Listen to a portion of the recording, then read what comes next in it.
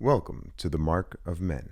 I'm your host, Michael Marks, and we'll be talking about, you guessed it, men. Through conversations about highs, lows, and everything in between, you'll learn about each guest, but more than anything, you'll learn a little bit about yourself, or the men in your life. Today's marksman is Nate, father, firefighter, and personal friend. On this episode, Nate wanted to share his thoughts and experiences with becoming a father, raising children, and the benefits of raising great kids. Thank you for listening. We hope you enjoy. All right. All right. Yeah. Well, it's good to have you here, Nate. Yeah. Thanks for inviting me, man. Yeah, I'm looking forward to this. Yeah. Me too. We had talked. It was a few months ago where you had said you wanted to kind of do a podcast about being a dad, raising children. Yeah. Yeah. So, we could jump right into, how did you, before you became a father, how did you view having kids? I always thought it'd be cool to have kids, but I didn't want to do it before I was ready. And my wife and I were both kind of on the same page. We were together really young, but then we got married when we were 25, 26 years old. And then we wanted to travel. So we traveled and kind of saw the world. And we were about 30 when we decided that it's time to start having kids. But prior to that, our friends and family and stuff around us were having kids. And so, everybody's giving you the nudge. When are you guys going to have kids? When are you guys going to have kids? And it's like, man, you got to do it on your own schedule. Because if you do it for anybody's else's reasons, it's just it's not going to feel right. Mm-hmm. Of course, when they come, they're yours. You love them regardless. But I would, highly suggest doing it on your own schedule. You felt 100% certain that your wife was the right woman to have your children. Yeah, 100%. Like I said, my wife and I have been together since we were pretty young. And we are very much on the same page as far as the type of kids that we want to raise, from everything from, how you raise your kids, but how you punish your kids. We're on the same page for sure. So nice. And she's a great mom. She is a fantastic mother. There's a lot to be said for I think there's a big narrative that all mothers are great mothers, and it's a mother is such a sacred position, but there are levels, right? Yo, for sure. And having a great mother is a huge benefit. Yeah, I'd imagine. So, leading up to you guys making that decision, how'd you feel about kids? Yeah, that's always a funny one.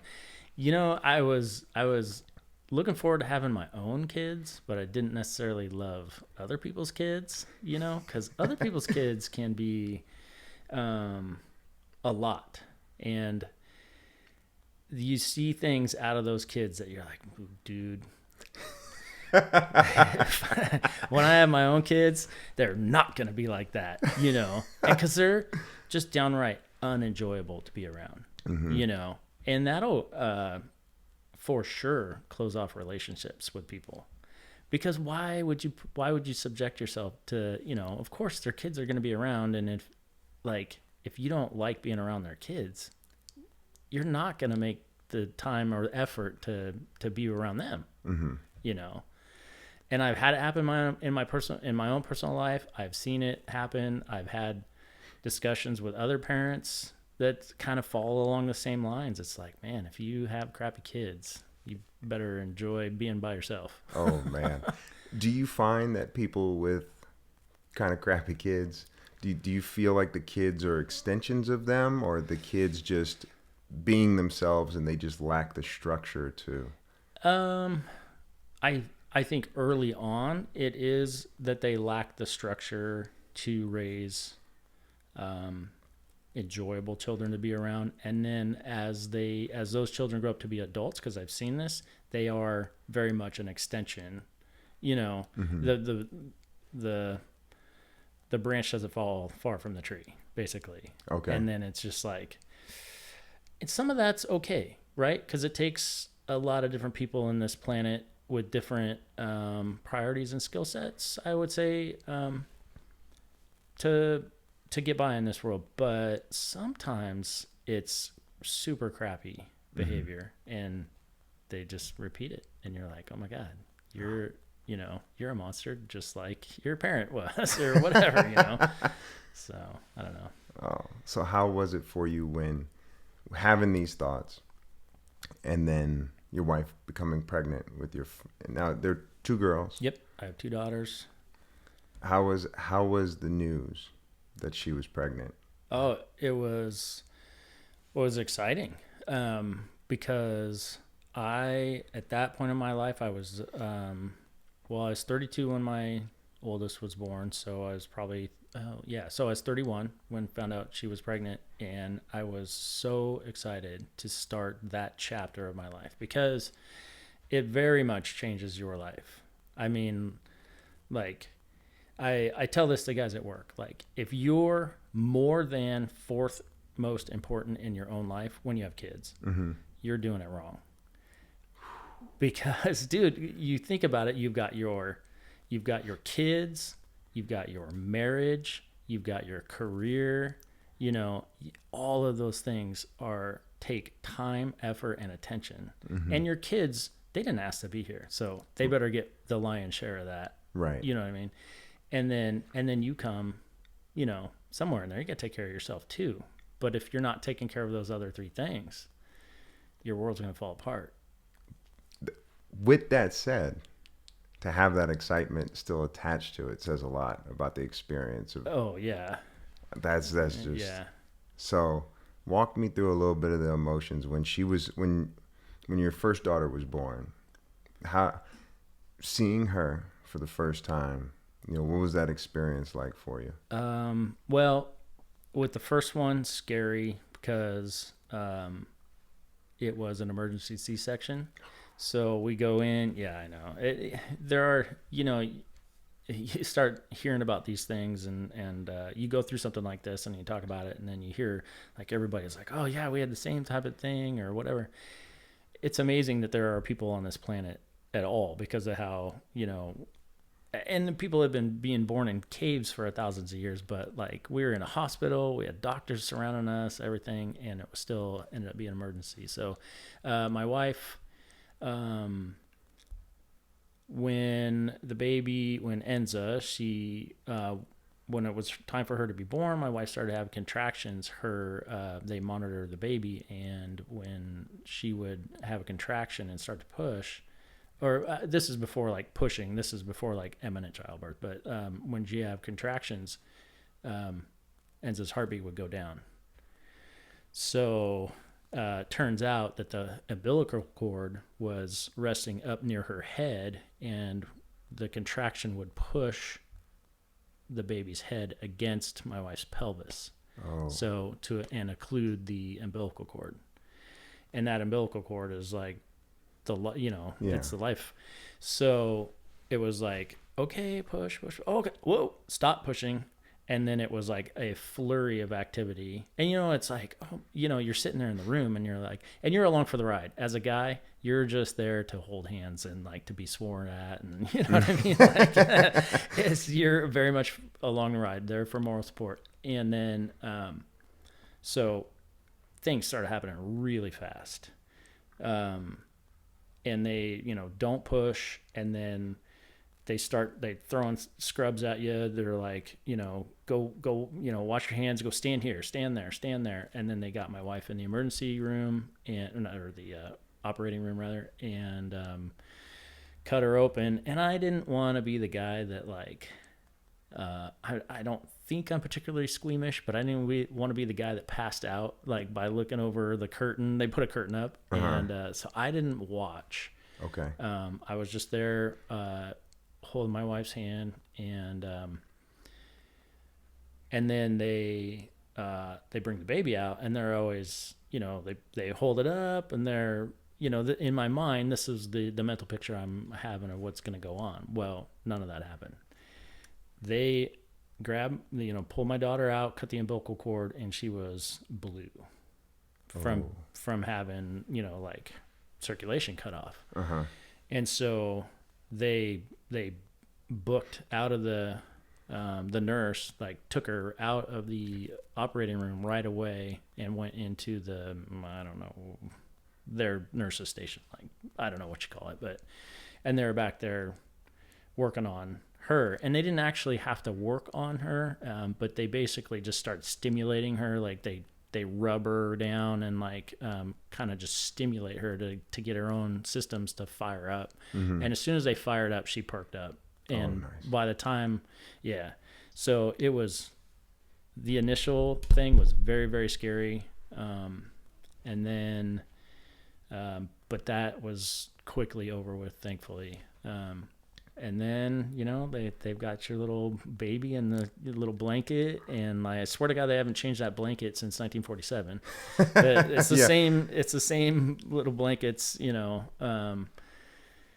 and they just hand you this little prize, and it's the most heartwarming thing you could ever feel. You're just flooded with this emotion of, like, oh my God, this is mine. I made it. I have to care for it. Like, it's the world is your oyster. It's going to be great, Mm-hmm. So The first few, like, first 2 years of fatherhood, how did that feel for you? It's difficult, man. Anybody who says, like, oh yeah, it's great, it's like, it is great, but man, is it not easy. My oldest didn't like sleeping through the night, so dude, it's rough. Oh. Like, and were you a firefighter at this time? yeah. So you were already not sleeping yes, well. Yep. And I worked at one of the busiest fire stations in the city, so we did not sleep at night. And then I got this little baby who did not sleep at night, and she like, her nights were not real consistent for the first 2.5-3 years of her life. Oh wow. Like, they stayed because they were still inconsistent when our next daughter was born. So Okay. It was like, and it was rough. And then, with a newborn, they're up all the time, and then they would seesaw back and forth being up, and it was brutal. Oh. I mean, like, my wife and I were like walking zombies. Oh. And all new parents, like, that is just something that new parents go through. Uh-huh. It's just something that comes with the territory. She just extended it, Okay. She's an overachiever, so she had to lengthen that time period, and it was brutal. So the decision, was it as much a decision to have your second, or did that just kind of happen? Funny story. So this is one place where my wife and I did not agree on. I wanted our kids 2 years apart. She wanted them more like 3 years apart. And so, but she didn't go back on contraception or anything like that. And so she was like, we were getting frisky, and she's, it's like, well, do I need to wear a condom or what? And she's like, oh no, we're good. Cause in her head, she's doing the mental math of when she's ovulating and stuff like that. Well, my daughters are 2 years, 2 months apart. So her math was a little off. Right. I like to remind her of that too. But so yeah, the second one was planned for sure. It just didn't go my wife's way. I got closer to your way. Yeah. So that was no skin off your back. Yeah, exactly. Good to go. Yep. Got my second. Yeah. And now they're tandemly not sleeping. So yeah.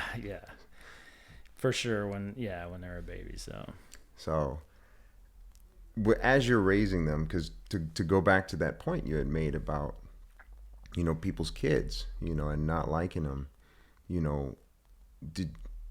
of course you love your children.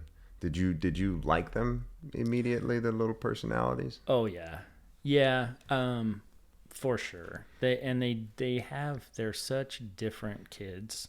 They're each individually, they're so different, and you like them for sure. I can remember my mom to that point, like, and I was older, I was a little shit and me and my brother were both little shits. And my mom had her hands full anyways, but I can remember her telling me, I love you, but I don't like you right now. I was just like, I think I vividly remember, I was like, what? Yeah, but I earned that for sure, because we were just being little shits. So I don't know. My mom was, dude, me and my brother, we were trouble for sure. Brothers, I imagine would be that way. Yeah. I was supposed to have a brother, but he didn't make it out of the hospital. Oh. So we were going to be 1 year apart, and I could imagine. Close. Yeah. I could imagine the damage we would have done. Oh, dude. You know. Yeah. So. That's brutal. Yeah, but you liked him right away. Yeah, for sure. And was it because we'd spoke just right before we started recording a little bit about how you were taking notes of things that other parents were doing, and what were some of the things that you had noticed right away that you did or didn't want to do, and then the things you kind of started learning along the way? Yeah, absolutely. I would say the biggest thing is your kids have to be, they at least have, on some level, have to have the ability to listen to your directions. Mm-hmm. And what I mean by that is, if you're it could be even at your house, but if, and let's talk about like toddler age kids, for example. If you got friends over and little Johnny's running around with his favorite toy and he's whacking everybody in the knees with it, Mm-hmm. you have to be able to tell him, stop. People don't like that. And, maybe you should play over here with your toys. And I've seen parents, like, they'll either yell the kid's name, Johnny, Johnny, Johnny. It's like, well, what does that mean? Yeah. That doesn't mean anything. Or they'll tell the kid, or they will actually say, you need to stop. And then they'll go right back into their conversation with their adult friends, and little Johnny's whacking away at the knees, and nobody, it's like they're oblivious to it or something. Mm-hmm. But who likes that? Right. Nobody likes that, and you don't want to, you don't want to be too harsh with somebody else's kids, but it comes to a point where harshness is the only thing that child will understand. Mm-hmm. They don't understand polite a polite request. Mm-hmm. They will, and I think that comes from the parent saying Johnny 10 times and then being angry at the kid for still doing something that that they asked them to stop, or maybe they never even asked them, they just said their name 10 times. Right. And then they get mad at them, and then that's the child learns to respond to that. So I said early on, I want my kids to listen to me. To me, that doesn't mean that they are trained robots. Mm-hmm. It just means that in the moment, they have to have at least some ability to understand that I am asking them to stop doing something. Mm-hmm. Now, there's lots of ways to get that. And sometimes, people will be overbearing and their kids will be trained robots, but that will only go so far. Mm-hmm. And who wants that for children? So I told myself early on that in order to do that, well, I don't know any other way than the way that I did it, because it was just the way that I did it and it was successful. But you, first of all, respect your kid, right? Don't,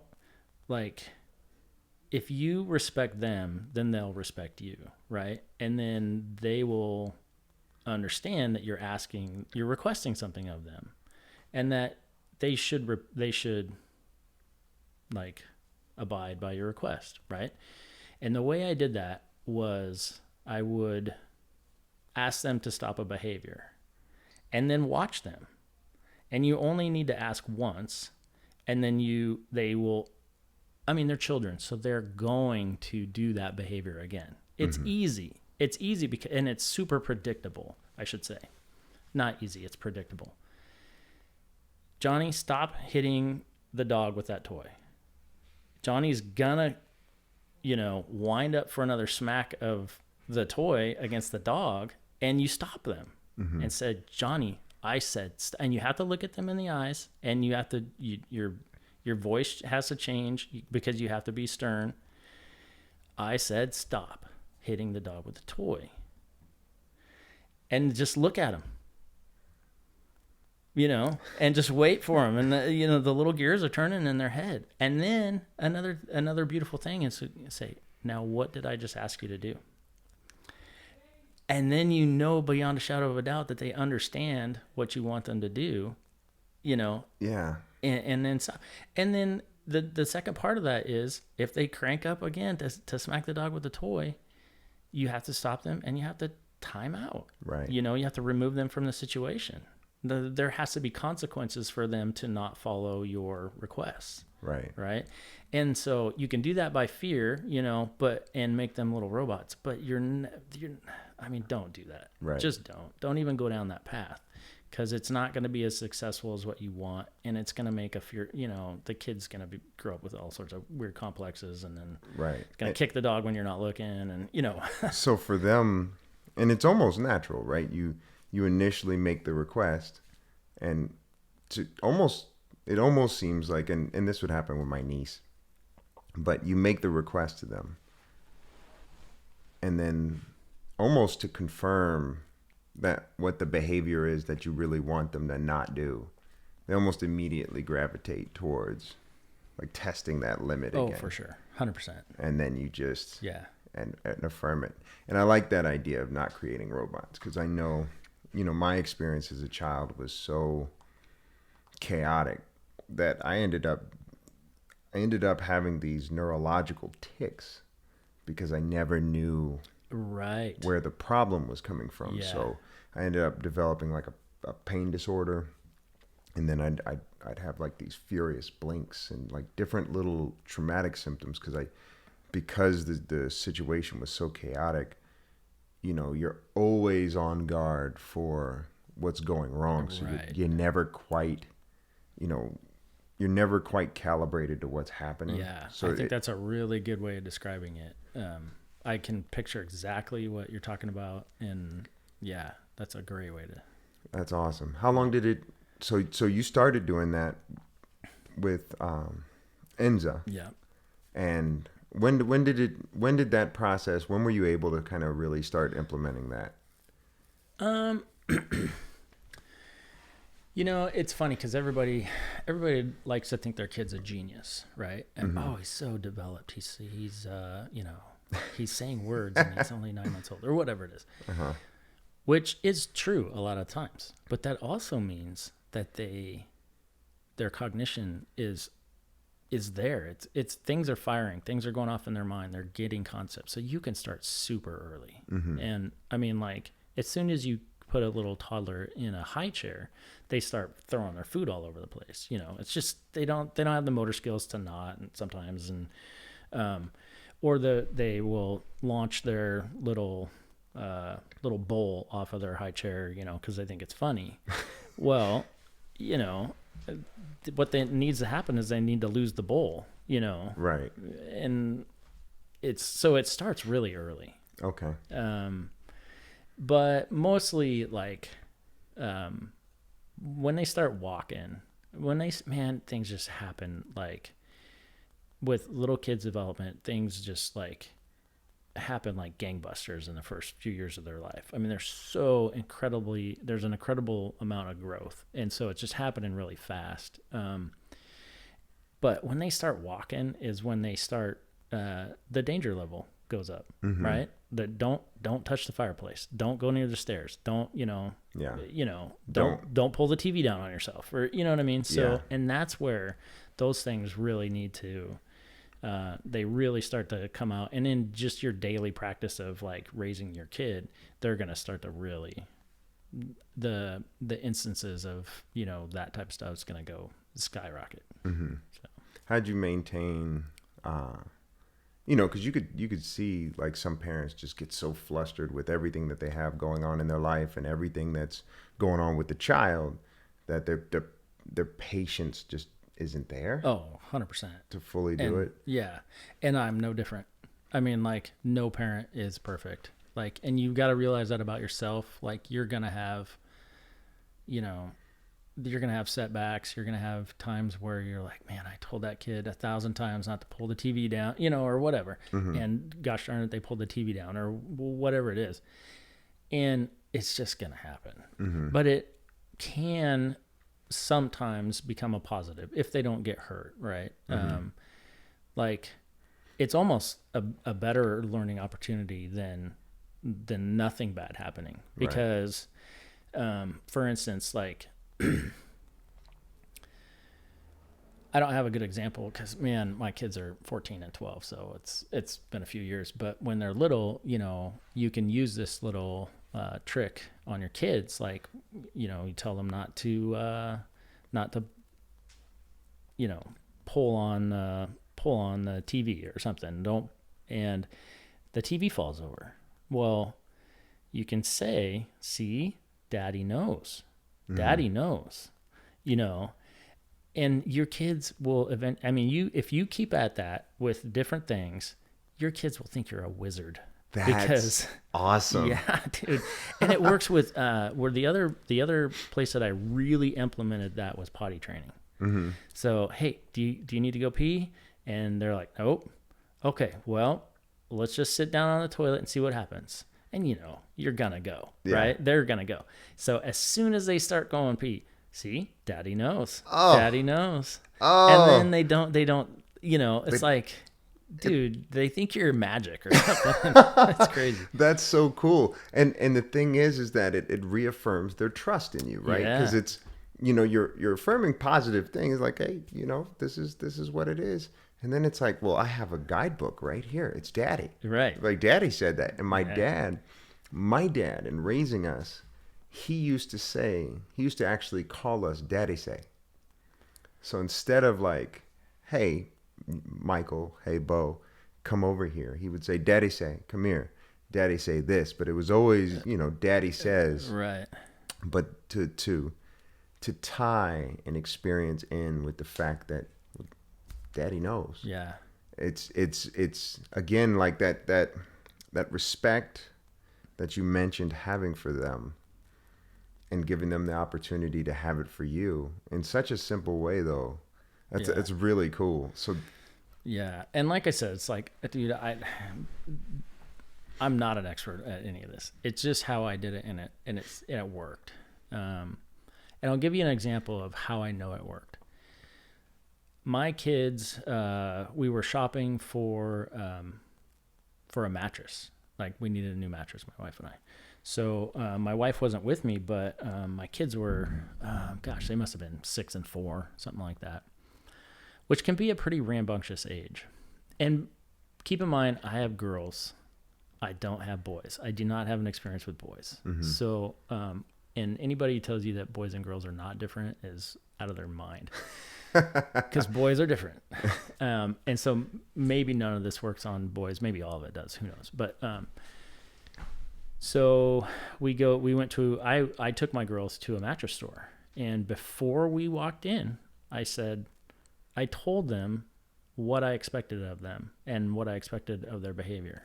Because I didn't want my kids, it's not a trampoline store, basically. We're there to look at expensive items that need to be, you know, and they're bouncy and they're fun and whatever.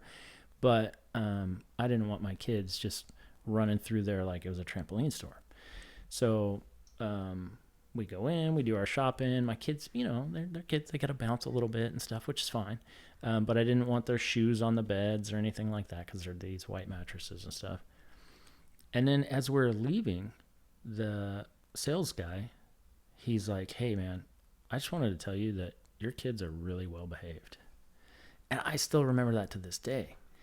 And I've gotten other compliments like that. If I get compliments like that from our friends, like when my kids come over to stay the night or something like that, or they come over for play dates and stuff. They're like, you know what? Your kids can come over anytime they want. They're so well behaved. And it means a lot to me because they're not little monsters, right? And other people can see that they're not little monsters, right? And they'll so much so is that guy went out of his way to tell me that my kids were really well behaved. And I remember him saying something to the fact of like, dude, you wouldn't believe what goes on here with other kids, basically, which becomes a trampoline store, I think. Right. So that kind of stuff, that means a lot to me, because it means that, it's like all your actions they work. Right. It just kind of reaffirms you. How do you look at them after you get compliments like that? Well, you have to, and this is, I can't take credit for this, but this is from my wife. You have to catch them being good. And that's a perfect instance to catch them being good. Right. So like, hey, this guy just said that you guys were like the greatest kids ever in the store, and that not all kids are like that. You guys should be really proud of yourselves. And so, and I would always do that. So like before we get someplace, like I would tell them what I wanted out of them and for their behavior and stuff. And then when we would leave, I would thank them. Thank you. You guys were so good in there, and Daddy really appreciates that. And it works. And it resonates with them. That gratitude that you had for their behavior. Yeah. Because so often people associate, well, I have to give them something every time they do something good. But, your gratitude is payment. Oh, yeah. Your love. Yeah. Your love is like the biggest gift you could give a child. Right. Right. So that's really cool. Yeah. And I, like I said, I've gotten other compliments that from like being out in public and then, but mostly from like our friends and stuff. They're like, oh, your kids can come over anytime. They're great kids, Which opens up the resource pool. Yes. 100%. Because I can say that to other people, but there are people in my life that I can't say that to, that I never would say that to, because they're not not enjoyable. And like you were saying, it's like it opens or closes that resource pool for sure. Yeah. So do you feel, dovetailing that into, the main thing that we wanted to talk about was how, their behavior leads to the opportunity to meet interesting people, supportive people that overall your life, you normally would not have access to certain people. Yeah, for sure. A really good example is my wife and I's really good friends. And let me back up a little bit. I was always one of the guys, type of guy that said like, oh, my friends are going to be my friends, and I'm not going to be friends with my kids' parents, if that makes sense. Not my kids' friends' parents. Yeah, that's the type of guy I feel like I am. Yeah. That's the type of guy I say. Right. We always, I'm the type of guy, and you don't know what type of guy you exactly, are. Yeah, for sure. Yeah. Because, in my mind, I'm like, I'm the adult here. I'll decide who I'm going to be friends with, not my child, and I'm not going to be friends with somebody just by proximity because I'm stuck in a room with this guy or, whatever. Fast forward today, my daughter's best friend, I'm like super close friends with her parents. Yeah. My daughter's best friend's parents, my wife and I are both really good friends with. So, and awesome. It has blossomed into a really great friendship. I mean, we would go on vacation together, and we just went out to dinner the other night, just the parents, not the kids, and stuff. Mm-hmm. And so, I have to eat my words there a little bit. But, nice. Yeah. Nice. Good words to eat though. You know? Right. Who doesn't need more friends in this world? Right. So. Especially, friends that you normally, you wouldn't gravitate to on your own. Right. So having good children, I could imagine, because, again, with my upbringing, my mom's behavior was a little more erratic. So the people she would be friends with, their kids were erratic. Sure. That makes a lot of sense. And I had some good friends too, but, some of the other kids that, because you just end up going over there because she wants to hang out with this mom, and then you're like, this is not the type of people to be hanging around with. Yeah, for sure. So you've gotten the opportunity to meet some quality people. Yeah. We have this group of friends in our neighborhood, and it's a little bigger than just our neighborhood, but we're all very much on the same page with our kids. And I think all the families have 2 kids too. So, and they're all great kids. They're not the troublemaker kids. They're not the well, a lot of the kids are like really connected to the community, like community service and stuff, because these are now older kids, teenagers and stuff. And but yeah, just great people. That's for awesome. sure. And that I always wondered about that when they say it takes a village, does the influence of those kids, these families, this community, does that make its way into how your kids have been developing? Oh yeah, without a doubt. I mean, my oldest daughter's best friend is that family does a lot of volunteer work.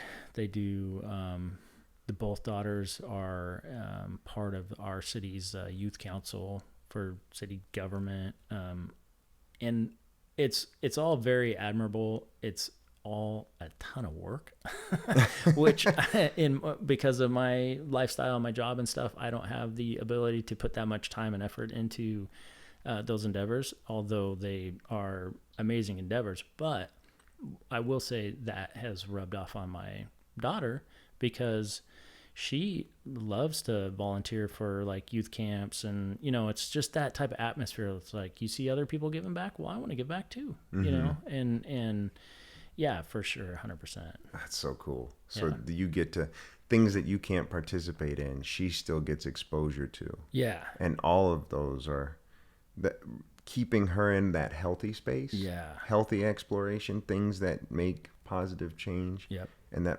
reaffirming through the community. That's cool because so much of the things you hear about parenting, a lot of it is that siloed parenting experience. Mm-hmm. But raising them to be, good citizens, good Yeah. kids, almost grants them access to things as opposed to them having to. Oh, 100%. Yeah. Yeah, because it just goes back to, crappy little, for lack of a better term, crappy little kids will grow up to be crappy big kids. Yeah. Well, and I believe in crappy people in general. They're there. Yeah. They're totally there. And you see them and you feel bad for some of them. There's shitheels out there. And then you get to engaging with the kids and you're like, oh, it's a hard thing to watch. Yeah. And you feel bad for them. But then, they just never get the opportunity to branch into like, positive role models, positive avenues, positive support systems. Right. Because the behavior doesn't support that. It doesn't facilitate them being in those environments. Yeah. Yeah, for sure. Oh, that's parenting magic. Daddy knows. Daddy knows. Yeah. Yeah. If you're going to take anything from this, brainwash your kids that you know everything. And did your wife have a similar approach, or was the overall philosophy the same, and then you two took different approaches towards raising them? Our overall philosophy is definitely the same. I would say I think I have a fairly unique experience with my kids because I'm a firefighter. So I work a lot, but I'm home a lot. And so my wife and I's work schedules, like when I would come home and be home, she would go to work. And then when I was at work, she would be home with the kids and raising them. So I spent a lot of time raising my kids. But remind me get me back on track. What was the question? Oh, no worries. Because it was first like you and your wife's overall philosophy of parenting. And then was her style of parenting similar to yours, or did she bring a different approach that reinforced what you were doing? Yeah, she definitely brought her own approach. Yeah, that's where I was going with that because, that's just my own quirky, stuff. The overall big, philosophies are the same, but she definitely was, she was on her own, right? Mm-hmm. So we would talk about things, and you have to back up each other as parents. Like, it's really hard, and it's really hard to want to correct a child, and then to have the other parent come and break that down, Mm-hmm. and no, oh, don't worry about it. It's fine. You can do that. You can't do that to each other. And even if that doesn't matter to you, whatever that kid's doing, it doesn't matter to you. You're like, oh, that's not a big deal. You got to have your co-parents back, because if you don't, think the wheels just fall off. Oh. So we weren't, with my work schedule and her work schedule and stuff, we weren't there parenting a lot, except for like on the weekends and whatever. But yeah, you're definitely trying to support each other, and then just personalities. Your personality always comes out in your parenting and stuff like that. So that's what's up. Yeah. How many of the what parenting skills did you pull from the past with the way you were raised, and which ones did you leave behind? That's a great question. So my mom, I was raised by a single mom. My dad died when I was pretty young, and so my mom, being a single parent who was thrust into that, right? It wasn't like a divorce. Well, they were divorced, but there were still two parents around to share the workload and everything else, finances, everything else. Well, then my dad died, and she was thrust into being a single parent, and didn't have, she had a job, but it wasn't like a career type job that was anywhere near capable of supporting a family of three. So we were, we were poor. Mm-hmm. Along with that, my mom was an alcoholic. So she was quickly in over her head, right? And drank to compensate for that. So,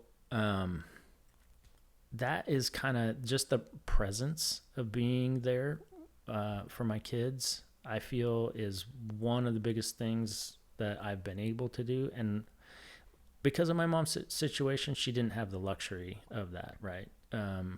I drink, but I try and, I don't feel like I'm an alcoholic, and I'm present for my kids. Mm-hmm. Right. And so that is one of the biggest things that was always on my mind. Like, man, you just, my mom tried. Mm-hmm. She wasn't, my mom was not a bad person. She was just, like I said, in over her head.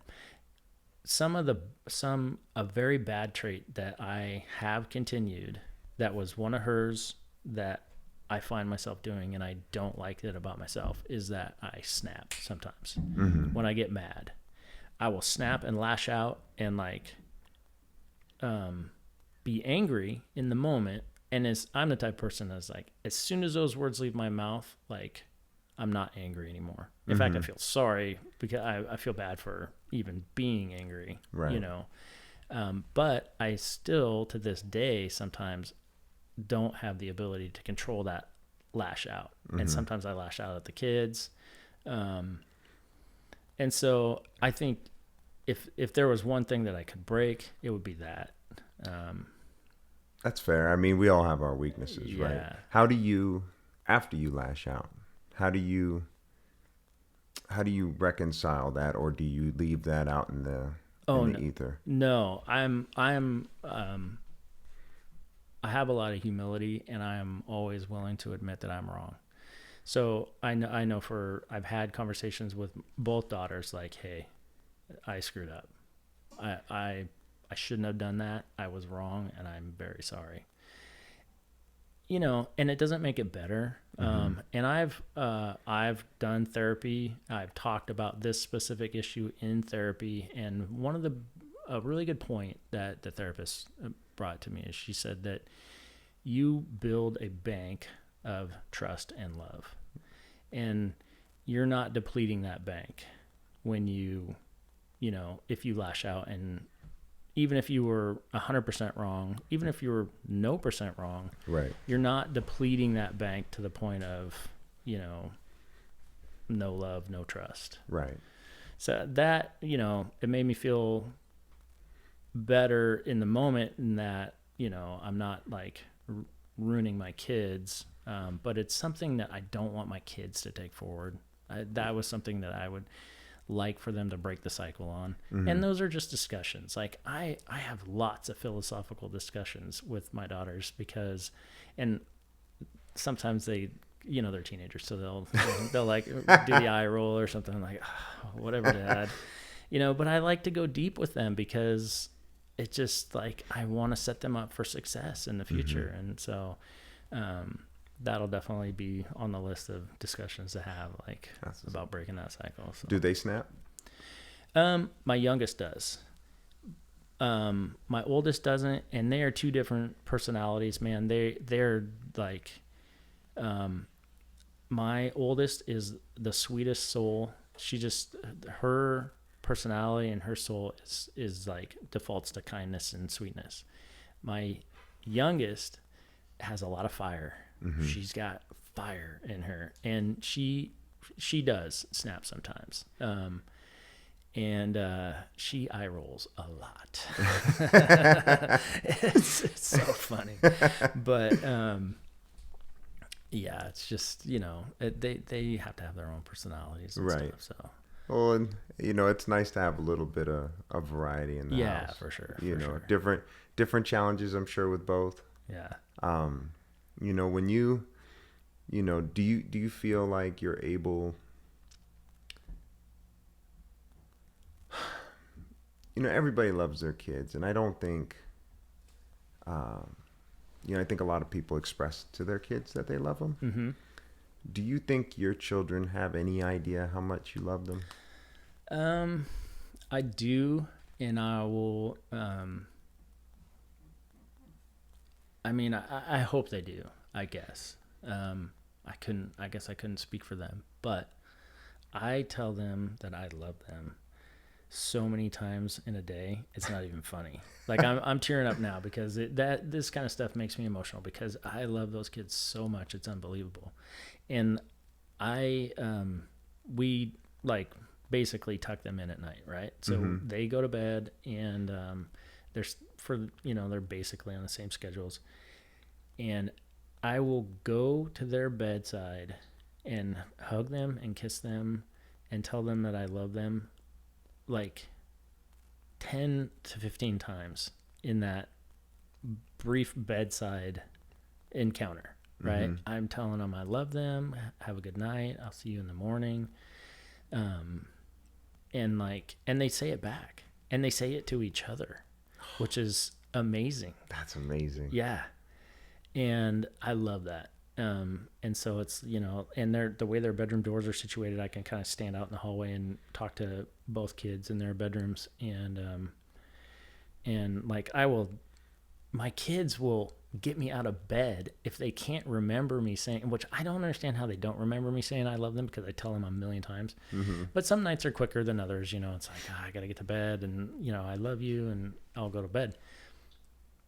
They still to this day will get both parents out of bed. You didn't tell me you love me and say goodnight to me. And you're like, I was just in here 3 minutes ago, 5 minutes ago. It's like, all right, I love you. And we do the whole thing over again, like, why would you hold that back? So it's just, I do think that they know that we love them. That's true. I mean, that was tearing me up a little bit, to be honest. Cause, and for them to say it to each other, yeah, because children are different. Yeah. And they have their little rivalries and they have their little disagreements, but to have so much love in the home, yeah, that they're able to freely express their love for each other and their love for you. Yeah. And to like hold that, because, I don't have kids, and you fantasize about how you'd raise them, mm-hmm. and how, because, I'm a proud person as it is. Yeah. And to pour your love into something, is just, it seems to be like one of the highest honors you can have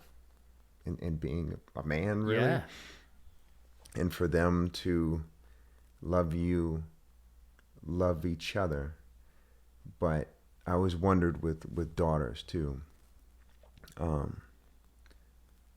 how that love translates into the people that they choose as they continue to get older. Yeah. Because that expectation, it's like, this love is mediocre. This isn't good enough for me. And for them to be able to, again, not just the community now, right. Not just the other influences and the fact that daddy knows, but now it's like, hey, daddy's shown me what love is supposed to be, and this is not good enough. Yeah. you know. Yeah, man, I do worry about their future relationships. I mean, I worried, but like you're just hitting on a good point. It's like, you know, I think that I really feel like I'm raising good kids. They're gonna have good judgment. I never thought about that of like. I never thought about that point of, you know, like they'll know what a good loving relationship is. I never looked at it that way, but that's a really good point. Yeah, dude, it's so out of your control.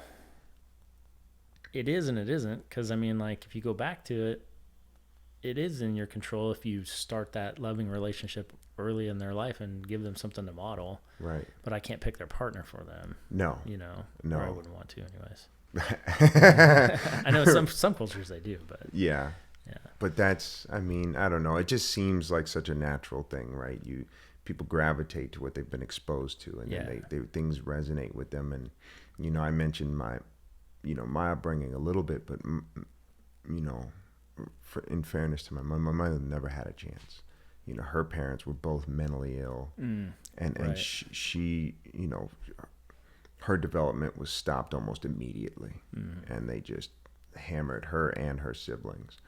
And you know, to go through her story and then just watch the way she made decisions and the things that she did, and how that there's always this thread that kind of just follows you through your life, that comes from some of those places, and breaking those habits and trends and stuff becomes so much more difficult if you start the stuff really early. But you know, raising two girls, you know, to have that love just reinforced on a nightly basis, and how sweet the dreams. I don't know, do you dream? Oh yeah. Yeah. Yeah. You know, if when I drink alcohol, my dreams are not as pleasant. Yeah. But you know, if you have like a positive night, and a night that's filled with love and goodwill, you know, the dreams are sweeter. And I've never noticed that. I have a hard time remembering my dreams. Do you? Yeah, it makes sense though. If you can go to, if you can go to sleep in a peaceful state versus like an agitated state, yeah, I mean that's gotta. Yeah, well, you're a firefighter, so your sleep sucks anyways. Yes, it does. Yeah, I started taking magnesium, and then my dreams became so vivid to the point where, like, now when I fall asleep, when I wake up, I'm confused for a few moments. Oh, wow. Because it's so vivid and intense. But Nate, this has been a real treat. Man, thanks for having me. I'm glad we could talk about this. So much more to talk about too. Dude, we'll make sure, and we could talk about the kids more. We could talk about fatherhood. We could talk about marriage. There's a lot of different areas I'd like to cover with you. Yeah. For sure. My mother was a firefighter as well. That's right. I remember you telling me that before. Yeah. So there's a lot of things to touch, brother. I appreciate you taking the time to do this with me. Yeah. Thank you for having me. All right. Great. Well, thank you guys for listening. This was a real treat. All right. All right.